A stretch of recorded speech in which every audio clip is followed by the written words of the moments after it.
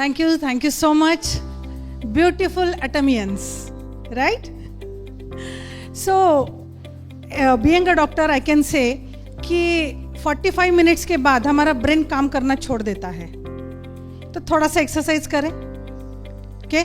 खड़े हो जाइए और ताड़ासन कर दीजिए। ये ऐसे अपने आप को दोनों हाथ ऊपर करना है, ओके? Very nice. और थोड़ा सा टोज के ऊपर आ जाइए। क्या बात है, क्या बात है। और गहरी सांस ले लीजिए। Now you can feel somewhat energetic. No doubt Atomy के प्रोडक्ट्स खाकर हमें एनर्जी है ही, लेकिन ये एक्सरसाइज था हमारे कंसंट्रेशन के लिए। Thank you so much. So एक सवाल से हम सेशन को शुरुआत करें। क्या आप जानते हैं कि किसी भी डिसीज, फर्स्ट ऑफ ऑल हम ये जानते हैं कि what is mean by disease.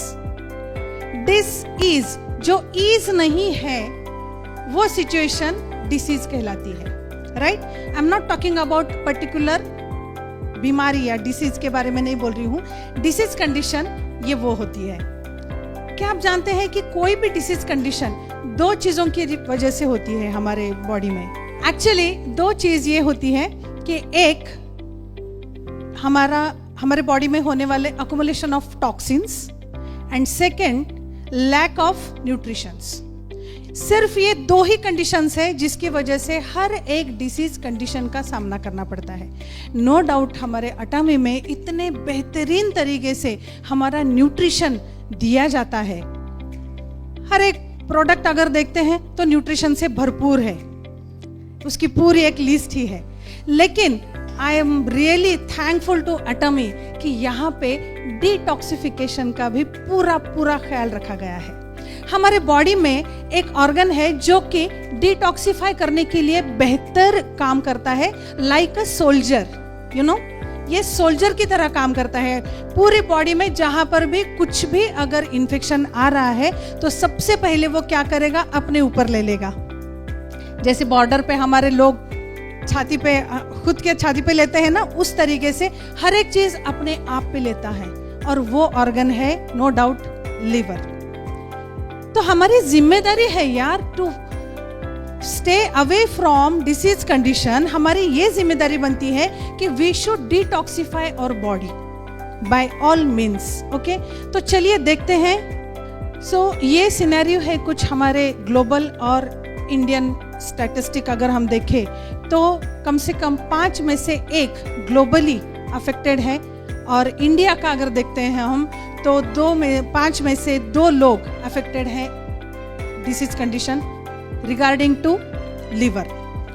जब मैं पढ़ती थी 30 साल पहले, तब ये होता था कि लिवर के बारे में बहुत ही कम इन्वेस्टिगेशंस हुआ करते थे। लेकिन आज अगर मैं देख रही हूँ तो हर एक यहाँ पे बैठे हुए जो अटामी के प्रोडक्ट सालों से नहीं ले रहे हैं, 6 महीने तो भी लेना पड़ेगा, ऐसे लोगों का अगर इन्वेस्टिगेशन आज अभी इसी वक्त कर दिया गया तो फैटी लिवर सेल्स हर एक के बॉडी में हैं। Strange, right? तो उसको थोड़ा सा कनेक्ट करने के लिए मैंने बता दिया कि लीवर हमारे बॉडी में कितना इंपॉर्टेंट है और क्यों हमें इसकी खातिरदारी करनी चाहिए इसकी प्रोटेक्शन के लिए, ओके? ये एक लार्जेस्ट ऑर्गन है हमारे बॉडी में। 1.5 kg तो उसका ही वेट है हमारे बॉडी में।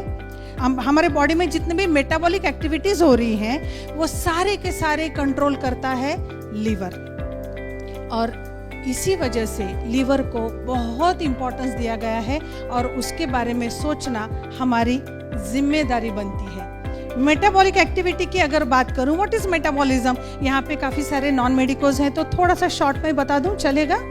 मेटाबॉलिज्म हमारे बात करने में बहुत बार आता है, बट व्हाट इज मेटाबॉलिज्म? ये एक कॉम्बिनेशन होता है कैटाबॉलिज्म और एनाबॉलिज्म का। एनाबॉलिज्म, देखिए हम जो भी कुछ खाते हैं, ऐसे सब्जी रोटी दाल चावल ऐसे दिखाई देता है क्या हमें?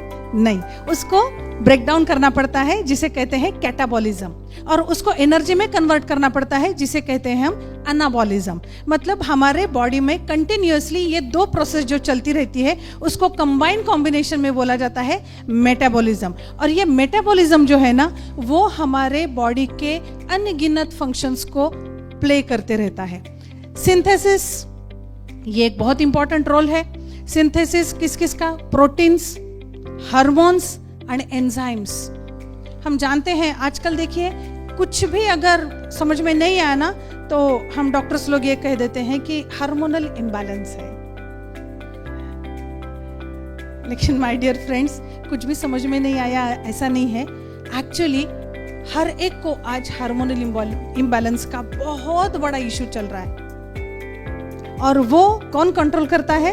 Of course liver. हमें पता ही नहीं है, सिर्फ इतना पता है कि लीवर एक है, राइट साइड में होता है और उसकी मतलब प्रोटेक्शन के बारे में हमें सोचना चाहिए। बट क्यों, ये आज आपका थोड़ा सा क्लियर करने की मैं कोशिश कर रही हूँ। सिक्रेटरी जो है, जो कि डाइजेशन के लिए बहुत सारे एंजाइम्स लगते हैं, वो कहाँ से पनपते हैं?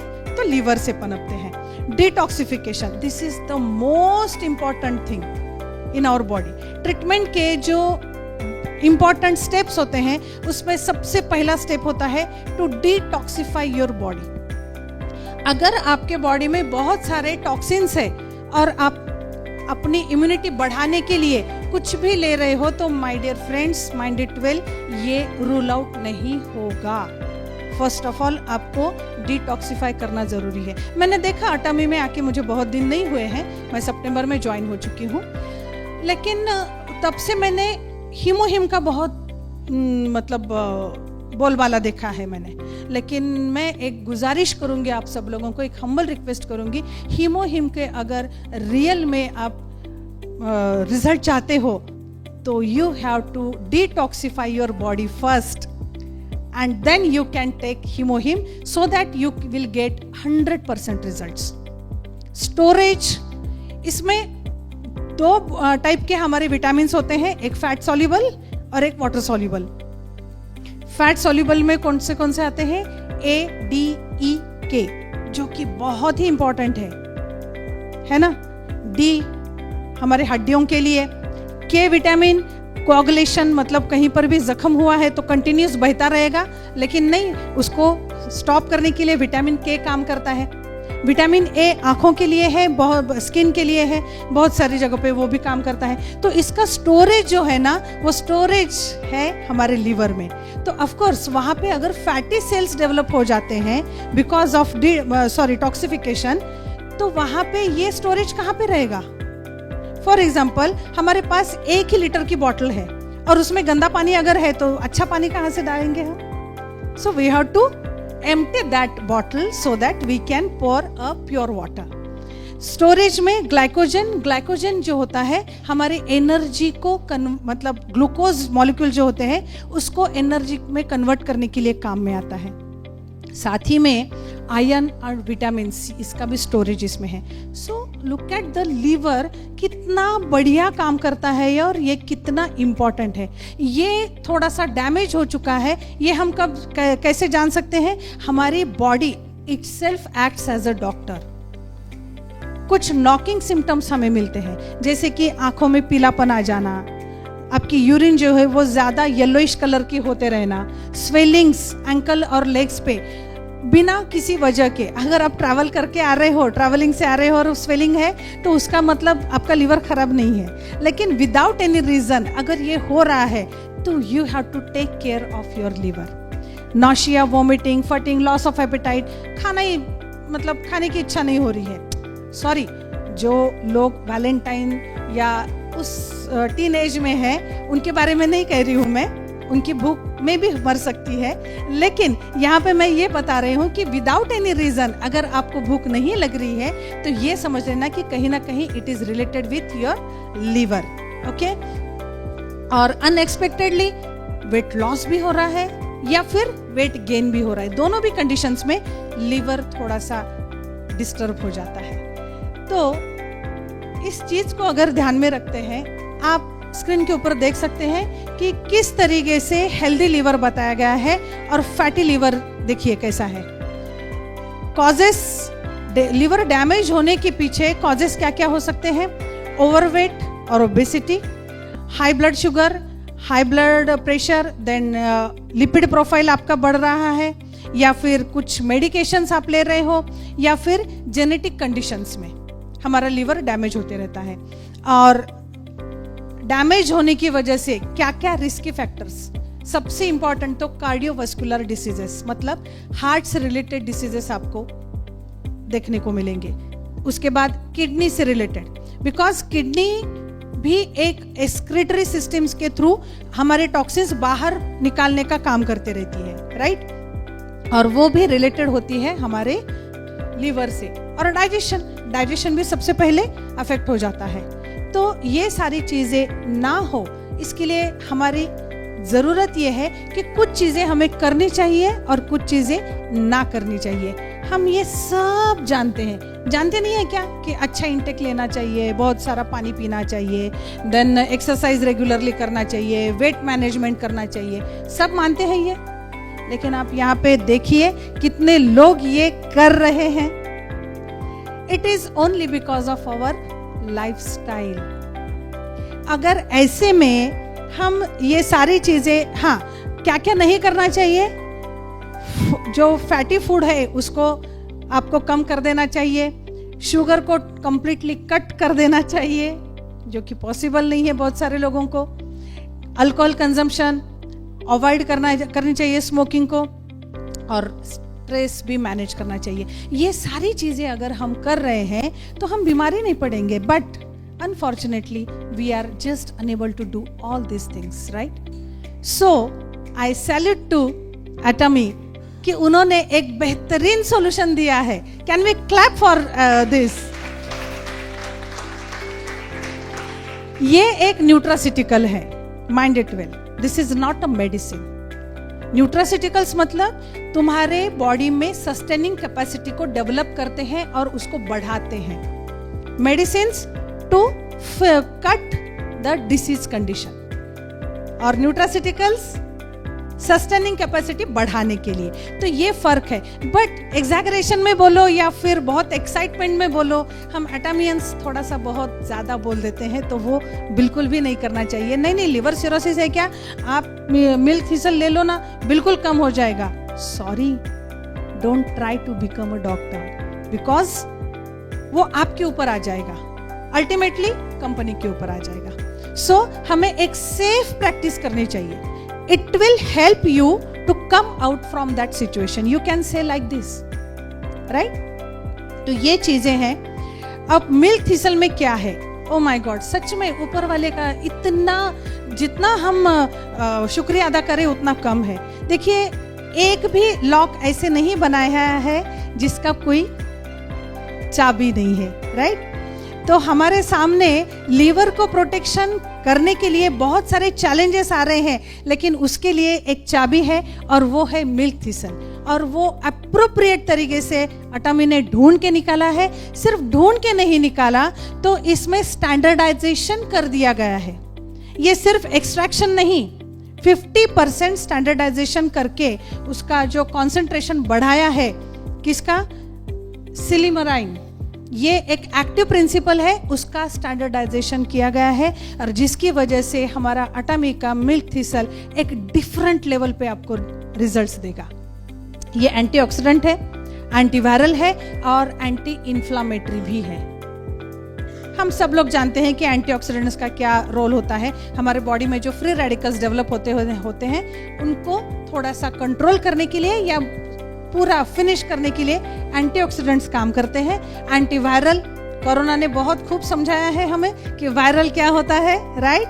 और एंटी इन्फ्लामेटरी, जो भी हमारे बॉडी में इन्फेक्शियस कंडीशंस आ रही हैं उसके अगेंस्ट काम करना जो करता है उसे कहते हैं anti inflammatory. So in this way we can protect our liver. ये स्पेशली अगर बताया जाए तो मिल्क थिसल स्पेशली बना है हमारे लीवर के लिए ही, और उसमें से जो एक्टिव प्रिंसिपल है उसको स्टैंडर्डाइजेशन कर दिया है एटमी ने। Salute to एटमी।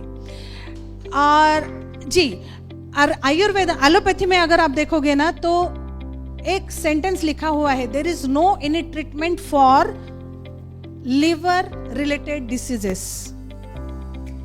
लेकिन वहीं पे आयुर्वेदा में बहुत थोड़ा बहुत कुछ है, बट पिछले 27 साल से मैं आयुर्वेदिक प्रैक्टिस कर रही हूँ।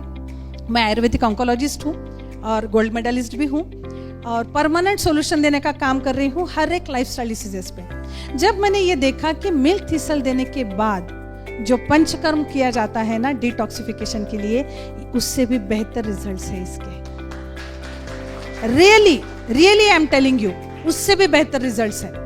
तो लीवर का इन्फ्लेमेशन कम करने के लिए, लीवर को डैमेज से बचाने के लिए ये बहुत अच्छे से काम करता है ये। एंड मतलब डिटॉक्सिफाई, अभी जो मैंने बताया कि पंचकर्म में एक प्रोसेस होती है जिसमें बॉडी का डिटॉक्सिफिकेशन होता है, लेकिन उसके लिए हम 10-12 हज़ार रुपए निकालो, मिनिमम बता रही हूँ मैं।